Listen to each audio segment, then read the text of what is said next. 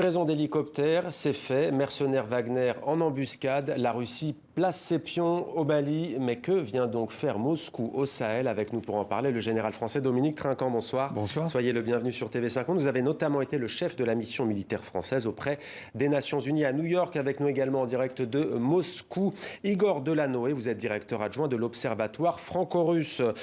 Général, la première question est pour vous. Un Antonov de l'armée de l'air russe s'est posé il y a quelques jours sur la piste de l'aéroport de Bamako avec 4 hélicoptères à bord, hélicoptères d'attaque, hélicoptères de transport. Officiellement, ça n'a rien à voir avec l'annonce de l'arrivée prochaine de mercenaires du groupe Wagner. Est-ce que vous êtes surpris par cette arrivée rapide et soudaine de la Russie au Mali? Non, j'allais dire, elle est opportune pour les hélicoptères. C'est un contrat qui a été signé en 2020, donc qui date un petit peu, mais qui est opportunément livré au moment où il y a des tensions avec le gouvernement malien à propos de l'arrivée de Wagner. Mais je crois qu'il faut bien séparer les trois choses, si j'ose dire. Les contrats d'armement, donc c'est les hélicoptères qui arrivent, l'implication directe de l'armée russe, qui n'est pas le cas du tout au Mali, qui a été le cas en Syrie par exemple, mais les Russes se gardent bien pour l'instant de proposer quoi que ce soit au Mali. Et puis Wagner, qui est un proxy, comme on dit, hein, c'est-à-dire c'est une société de mercenaires qui est déjà impliquée, qui a été impliquée en Libye, qui a été impliquée en République centrafricaine, avec toutes les conséquences que l'on connaît, et qui aujourd'hui... le gouvernement malien, du moins le Premier ministre malien, signale qu'il pourrait être en train de négocier. Donc on voit que c'est une espèce de chantage qui est fait au moment où les forces françaises, on y reviendra peut-être, ne s'en vont pas du tout. Et on va y revenir justement sur ce point. Change de format. Vous parlez de la force Barkhane, on va y revenir. Igor Delanoë à Moscou. Tiens, en fait, est-ce qu'on en parle en Russie de cette affaire malienne, si l'on peut dire? En tout cas, on parle de ses conséquences et de la réaction de la France par rapport à cette insertion de sociétés militaires privées au Mali, plus généralement. Donc je dirais que c'est plutôt de la réaction dont il est question, plutôt que de la nature de la relation elle-même entre Bamako et Moscou, dont je rappelle qu'elle n'est pas nouvelle. C'est peut-être quelque chose qu'on sous-estime en France, mais la relation entre le Mali et la Russie, en réalité, et Moscou, remonte au moins aux années 60. L'Union soviétique était active au Mali. Je rappelle qu'il y a environ une dizaine de milliers de cadres et militaires maliens qui ont été formés dans les académies soviétiques et russes, que l'URSS à l'époque avait déployé des projets d'infrastructure, donc secteur extractif avec des mines d'or, aérodromes, cimenterie, donc il y a des choses qui ont été faites entre les deux pays pendant des décennies, et que finalement est dans le cadre, je dirais, d'une réactivation de ce partenariat qui était sous-jacent et dont la livraison d'hélicoptères que vous évoquiez à l'instant est une des manifestations. Ouais. Alors ce contrat justement d'hélicoptère, il a été signé, vous l'avez dit, en 2020, on pourrait préciser, général Dominique Trinquant, en décembre 2020. Mais après tout, on a envie de dire pourquoi pas. La France elle-même se plaint d'être isolée et d'aller seule au front au Mali. Non mais bien sûr, il n'y a aucun doute que le Mali peut très bien commander de l'armement en Russie. D'ailleurs, au passage, en ce moment, les relations entre la Russie et les pays africains sont essentiellement des relations d'armement. Oui, mais la France connaissait ce contrat, non? Pourquoi elle s'étonne aujourd'hui? Non, mais attendez, la France ne s'étonne pas de la livraison. Tout le monde s'étonne en disant ça arrive opportunément parce qu'il y a des tensions aujourd'hui. Mais comme le rappelait Igor, c'est vrai l'histoire de l'URSS. Il y avait une connotation idéologique très forte. On signe des années 60, c'est après les indépendances. Bien sûr. Ah, donc le communisme qui vient soutenir les indépendances. Mais aujourd'hui, on ne parle pas de la même chose. Il n'y a plus d'idéologie. Il y a l'implication d'un État qui veut marquer sa présence en Afrique et qui, pour ceci, rappelle l'histoire qu'il a. Mais ce n'est pas la même histoire. C'était une histoire idéologique. Ouais. Aujourd'hui, c'est l'histoire, j'allais dire, d'une compétition, si j'ose dire. Eh ben, vous allez préciser votre pensée. Mais justement, que vient chercher la Russie au Sahel, selon vous, Igor Delanoë? Écoutez, il y a plusieurs façons de voir cette question. Il y a évidemment des opportunités pour ce qu'on appelle les entrepreneurs de sécurité russes, dont Wagner est le plus connu et le principal. Wagner qui répond, je dirais, à un déficit de sécurité exprimé manifestement par Bamako, qui n'est plus forcément satisfait, après on peut en discuter, mais satisfait de ce que propose la France et peut-être les partenaires de la France dans la région. Manifestement donc un vide sécuritaire. Et se tourne vers Wagner et vers la Russie. Pourquoi? Parce que on met en avant les succès russes au Moyen-Orient. Évidemment, on a parlé de la Syrie tout à l'heure. Je pense que tout ce à quoi on assiste aujourd'hui en Afrique d'une manière générale, en RCA et en Mali en particulier, n'aurait pas été possible s'il n'y avait pas eu ce retour de la Russie au Moyen-Orient. Mais officiellement, la Russie dit qu'elle n'a rien à voir avec Wagner, donc on ne comprend pas trop du coup. Pourquoi elle n'envoie pas de troupes? Parce que ce serait, je pense, déjà difficile à justifier auprès de l'opinion publique russe qu'on va déployer des soldats au Mali, parce qu'il n'y a pas d'intérêt vitaux de la Russie au Mali, contrairement à la Syrie, par exemple, d'une part. Et donc je pense que ce serait, à vrai dire, pas vraiment accepté. Et en plus, la Russie, à mon sens, n'a pas vocation à remplacer, à se substituer à la France au Mali ou dans la région. C'est pas le sujet. C'est vraiment par opportunisme que, une fois de plus, Wagner répond à ce vide qui a été créé. On parle de quoi? On parle de entre 500 et 1000 hommes qui vont être de Wagner envoyés à Bamako pour faire de la formation, principalement, c'est presque ce que l'on comprend, et peut-être de la protection rapprochée. Mais il ne faut pas s'attendre à ce qu'ils fassent de la lutte antiterroriste, qu'ils aillent traquer des djihadistes dans le désert. D'une, ils n'ont pas les moyens. Je rappelle qu'on parle d'avions, on parle de satellites, de renseignements. C'est des choses quand même très très lourdes à déployer. Wagner n'a pas du tout ça.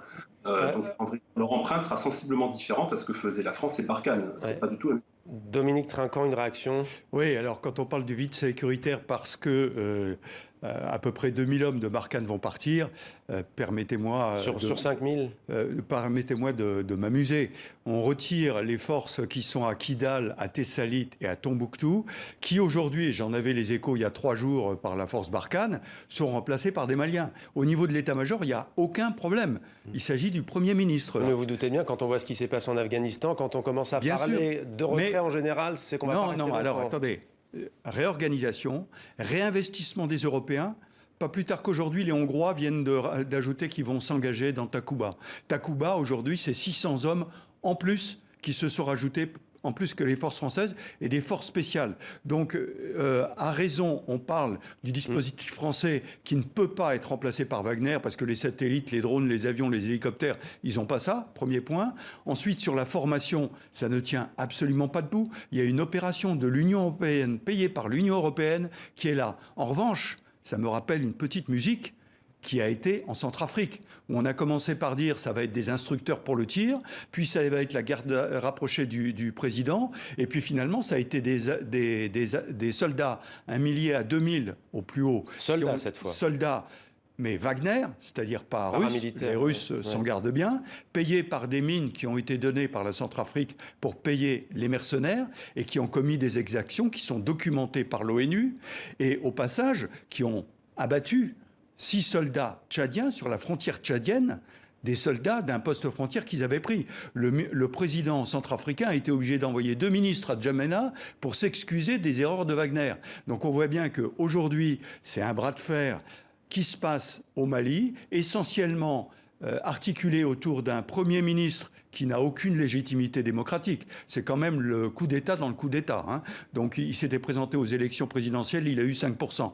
Donc c'est le président Macron, je répète, qui dit qu'il n'a aucune légitimité démocratique. Donc ce Premier ministre qui s'exprime à la tribune de l'ONU, qui est soutenu par quelques personnes payées à Bamako par les Russes, Voilà où on en est. On va maintenant justement faire un focus sur ce fameux groupe Wagner. Qui sont donc ces mercenaires tant décriés? Florent Krepseg a planché sur la question. Officiellement, ces hommes en armes et en uniforme ne sont pas en Syrie. Et ceux-ci ne se sont jamais rendus sur le sol bélarusse. Wagner, officiellement, n'existe pas. Les armées privées étant interdites en Russie, Wagner n'a aucune existence légale. Mais on voit son personnel partout. Au départ, Wagner, c'est le pseudo de cet homme, Dmitri Utkin, un ancien cadre des forces spéciales et du renseignement russe que l'on peut croiser à l'occasion lors d'une soirée au Kremlin consacrée aux héros nationaux ou dans le bureau du maître des lieux. Avec une poignée d'hommes, Utkin tente en 2013 une première intervention en Syrie. Ce sont les débuts de Wagner. Et via les réseaux sociaux comme Telegram, la troupe s'expose. 2 ans plus tard, Wagner est repéré dans le Donbass, en train de soutenir les séparatistes pro-russes. Repéré également par celui que l'on appelle le cuisinier de Poutine, Evgeny Progojine, ancien gangster, recherché par le FBI pour avoir tenté de déstabiliser la présidentielle américaine de 2016, prend les rênes de la Wagner et va étendre son terrain d'action dans le monde. Le Venezuela pour soutenir le président Maduro, la Centrafrique face aux rebelles, la Libye aux côtés du maréchal Haftar, la Syrie avec Bachar el-Assad, le Soudan ou encore l'Ukraine. Des camps d'entraînement sur chaque territoire, 2500 à 5000 hommes déployés sur des terrains où la Russie a des intérêts, comme en Centrafrique. En 2018, la Russie livre le matériel aux autorités tandis que Wagner forme les forces centrafricaines avant de combattre les rebelles à leur côté. Wagner obtiendrait en échange, via une mine centrafricaine et une société écran, de quoi se financer. L'enquête du Trésor américain sur les pratiques de Wagner n'a rien donné, tout comme l'enquête sur place de 3 journalistes russes. Et pour cause, ils ont mystérieusement été assassinés tous les 3. Igor Delanoë à Moscou. Wagner, un cheval de Troie redoutable pour Moscou? Écoutez, c'est en tout cas un outil d'influence qui évidemment est à la disposition de la politique extérieure de la Russie, avec d'ailleurs parfois des retours de flamme qui peuvent se produire. Dans votre sujet d'ailleurs, on aurait pu rajouter au pays le Mozambique, Exactement. où a raconté une percée et où ils ont pris ce qu'on appelle une sacrée déculottée. Hein. Ils sont partis très très vite parce qu'ils ont eu de très gros problèmes face à la branche locale de l'État islamique. Mais je pense que dans le cadre du Mali qui nous intéresse, pour prolonger votre question précédente, sur finalement pourquoi, à quoi ça sert, je pense qu'aussi l'intérêt vu de Moscou, c'est que ça ennuie les Français. Évidemment, ça énerve les Français. Et l'objectif, il n'est pas simplement de les ennuyer, mais c'est de faire sentir aux Européens, et là en l'occurrence aux Français, ce que les Russes estiment avoir subi dans l'espace post-soviétique, dans les années 90 et 2000, quand l'OTAN s'est insérée dans les structures politico-militaires des ex-pays du bloc de l'Est, en faisant rentrer de nouveaux membres, en jouant aussi, en tout cas en tirant parti du sentiment anti-russe.